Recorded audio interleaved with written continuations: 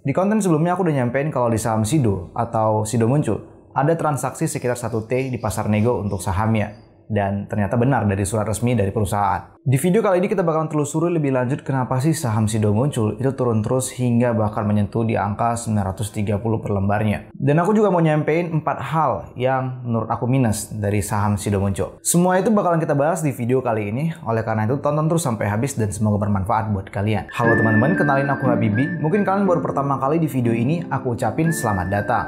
Seperti biasa, kita iklan dulu. Sebelum lebih jauh ke videonya, kalian boleh subscribe dulu video ini. Tapi kalau kalian ragu bakalan bermanfaat buat kalian boleh tonton dulu, nanti di akhir boleh di subscribe. Ya, jadi di video sebelumnya, di konten sebelumnya pas banget, aku udah pernah nyampein kalau di pasar nego, untuk saham Sido ini ada transaksi sekitar 1T. Dan ini cuplikannya. Sampai pada akhirnya, ada yang mengatakan kalau ARB-nya saham Sido ini karena panic selling yang terjadi atas transaksi di pasar nego senilai 1 triliun, kurang lebih seperti itu. Tentu informasi ini nggak bakalan berguna kalau ada yang bilang bahwa Sido bakalan berpotensi kayak UNVR. Ada yang bilang Sido terlalu mahal. Ada yang bilang bla bla bla. Kalau kita nggak punya data dan nggak punya analisa, kita bisa terombang-ambing sama segala isu yang ada di pasar saham. Jadi di video kali ini aku mau sharing-sharing ke kalian secara free hasil analisa aku tentang saham Sido. Semoga bermanfaat buat kalian dan tambah referensi buat kalian. Ayo kita ke pembahasannya. Ya, untuk pergerakan harga saham ini aku udah bahas di konten sebelumnya, jadi aku nggak perlu ulang biar nggak redundansi ya teman-teman. Kenalin aku Habibi. Nah, di sini aku mau disclaimer dulu di video kali ini kalau semua video ini hanya untuk edukasi, bukan ajakan membeli atau menjual saham tertentu dengan kepastian untung tanpa risiko apapun. Untuk produk-produk perusahaan aku juga udah sampein di video sebelumnya. Pasti kalian tahulah kalau tolak angin, kalian tahulah kalau ada kuku Bima Energy. Nah, itu adalah salah satu produk dari perusahaan Sido ini. Yang pertama menjadi faktor minusnya perusahaan yang menurutku adalah kecilnya IPS 2 tahun terakhir. Kenapa sih bisa kayak gitu? Nah, di sini aku bakalan jelasin. Nah, di sini ada 2 grafik yang aku tampilkan secara gratis kepada kalian dari fundamental analysis sheet yang aku punya.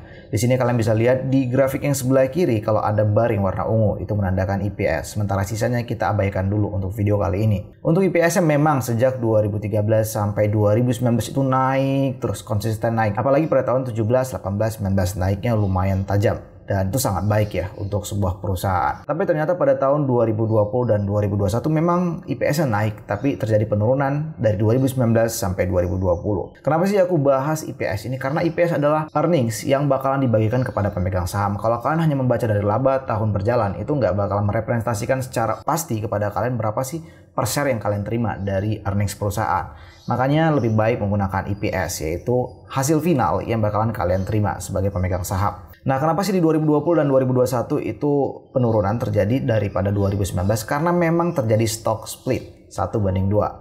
Jadi kalian bisa lihat di grafik sebelah kanan bahwa jumlah saham beredar perusahaan ini berubah di tahun 2020 dan 2021. Ini membuat penyebut daripada suatu rumus atau formula daripada IPS itu meningkat, sehingga menghasilkan IPS yang lebih kecil. Ini juga yang berhubungan dengan PER nantinya yang bakal aku bahas di video selanjutnya. Faktor yang kedua adalah keraguan growth selama pandemi untuk perusahaan Sido Muncul. Kalian mungkin udah bisa menebak atau mungkin sebagian kalian masih nggak tahu kenapa sih aku sebut kayak gini. Karena memang pada tahun 2020 dan apalagi 2021 growth perusahaan ini lumayan fantastis, bisa double digit hingga bahkan 30%-an. Nah, itu salah satu faktornya tentu karena meningkatnya kesadaran kesehatan daripada masyarakat di mana adanya pandemi. Dengan adanya penyakit yaitu pandemi seperti ini, virus seperti itu, tentu hal ini meningkatkan kesadaran masyarakat untuk meningkatkan kesehatannya. Dan inilah yang menjadi salah satu faktor yang menurutku paling besar untuk peningkatan growth revenue daripada Sido itu. Nah, yang menjadi pertanyaannya adalah ketika nanti pandemi sudah kelar dan bahkan menjadi endemi, apakah masyarakat bakalan terus meningkatkan kesadaran kesehatannya? Apakah masyarakat bakalan terus meningkatkan pembelian untuk produk-produk dari perusahaan Sido ini? Nah, jawabannya belum tentu. Karena bisa jadi ketika pandemi sudah selesai ya masyarakat biasa-biasa aja dengan kesehatan, kembali lagi ke kebiasaan yang sebelum daripada pandemi itu. Atau bahkan sebaliknya, bisa saja masyarakat membawa kebiasaan pada tahun 2020 dan 2021 karena pandemi itu untuk terus meningkatkan kesehatannya pada tahun-tahun berikutnya. Dan sampai saat ini itu perlu kajian lagi lebih lanjut. Dan kita perlu juga untuk melihat kinerja perusahaan ini kuartal per kuartalnya di kemudian hari. Faktor selanjutnya adalah dividen yield yang kecil. Tentu dengan harga saham 900-an, maka diperoleh persentase dividen yieldnya kalian bisa lihat di grafik kali ini yaitu terakhir di 3,64%-an. Dan selama memang 7 tahun belakangan ini dividen yieldnya nggak pernah menyentuh lebih daripada 8%-an.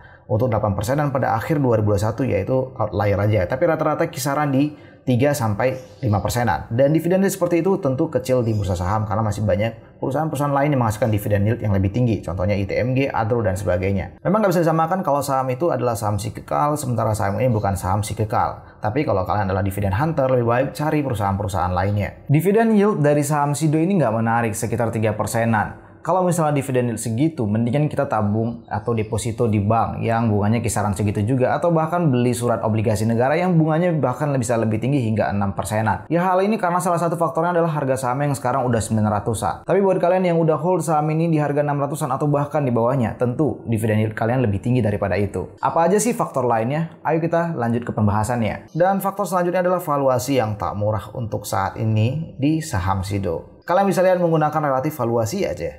Diperoleh bahwa harga saham Sido ini di atas mean-nya atau di atas rata-ratanya selama 10 tahun terakhir. Nah, di sini aku menggunakan PE standard deviation. Kenapa sih aku menggunakan PE? Aku udah jelasin di video sebelumnya. Kalau saham yang growth kayak gini lebih cocok menggunakan PE daripada PBV-nya. Karena untuk saham Sido ini efisiensinya sangat tinggi sehingga PBV-nya tinggi hingga 8 kali. Tapi kalau kita menggunakan PE ini lebih cocok untuk saham Sido. Dan ternyata PE-nya itu 22,13 kali, itu di atas rata-ratanya. Dan kalau kalian bisa mendapatkan PE-nya di bawah mean-nya, di bawah rata-ratanya, tentu itu lebih murah daripada harga saat ini di 935. Kita juga bisa membandingkan harga saham Sido atau valuasi Sido menggunakan perusahaan-perusahaan di sektornya, yaitu di farmasi dan kesehatan. Kita bisa lihat bahwa di industri untuk PE ratio secara current dan annualized itu 19,28 kali, sementara sektornya 21,93 kali. Sementara Sido di atas industri dan sektornya yaitu di 22,13 kali. Tentu ini relatif lebih mahal daripada sektornya. Selain itu kita juga bisa menggunakan EV to EBIT TTM yaitu di mana industri 13,07 kali, kemudian sektor di 11,9 kali dan Sido lebih tinggi daripada keduanya yaitu industri dan sektor yaitu di angka 17,38 kali. Tentu ini relatif lebih mahal.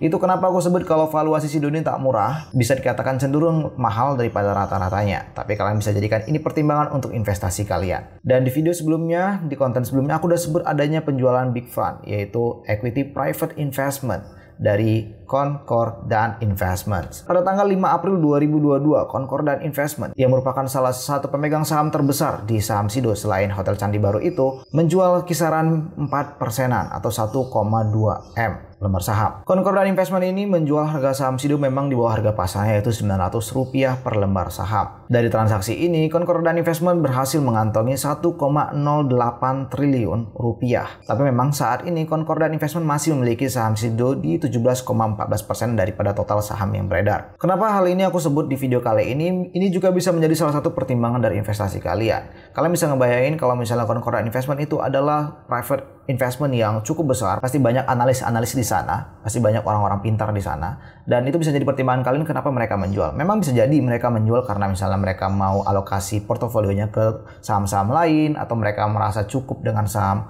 dengan potensi gain daripada Sido ini. Memang banyak alasannya, tapi ini kembali lagi ke kalian sesuai dengan profil resiko masing-masing, sesuai dengan logika berpikir masing-masing. Aku mau nyampein data dan silahkan kalian berpikir. Semua analisa ini dilakukan hati-hati berdasarkan fundamental analisis yang aku punya dan beberapa sumber-sumber lainnya. Kalau kalian merasa video ini bermanfaat buat kalian, kalian boleh dong subscribe video ini atau channel ini, dan kalian juga bisa follow akun Instagramku di nama yang sama dengan channel ini. Gimana teman-teman? Beberapa minus yang bisa menjadi pertimbangan kalian untuk berinvestasi di saham Sido ini. Ada baiknya kita sekarang nggak usah ngomong baik-baiknya terus. Kita bagus juga ngomong yang buruk-buruknya supaya kita tahu resiko yang bakalan kita hadapi ke depannya dalam berinvestasi di saham Sido. Memang Peter Lynch mengatakan kalau kita nggak bisa memprediksi suatu ekonomi, tapi setidaknya kita bisa mencoba untuk membangun atau memprediksi story-story dari sebuah perusahaan. Contoh kali ini adalah saham Sido yang supaya kita bisa memprediksi arah dari pergerakan perusahaannya. Kalau sahamnya bakal mengikuti dalam jangka panjang. Ya kalaupun misalnya nanti nggak benar, tapi setidaknya adalah satu atau dua yang bakalan on target. Semoga video ini bisa menjadi referensi investasi kalian. Oh ya, kalau kalian suka dengan video-video kayak gini dan juga suka dengan channel kayak gini, mohon bantuannya untuk subscribe, like, komen, atau apapun itu supaya aku semangat lagi buat konten-konten baru lainnya. Dan ingat, semua keputusan investasi kembali ke kalian sesuai dengan profil resiko masing-masing karena setiap orang pasti punya profil yang berbeda-beda. Oh ya, kalau kalian mau join grup sharing-sharing saham investasi gratis, ada linknya di bawah di grup Telegram.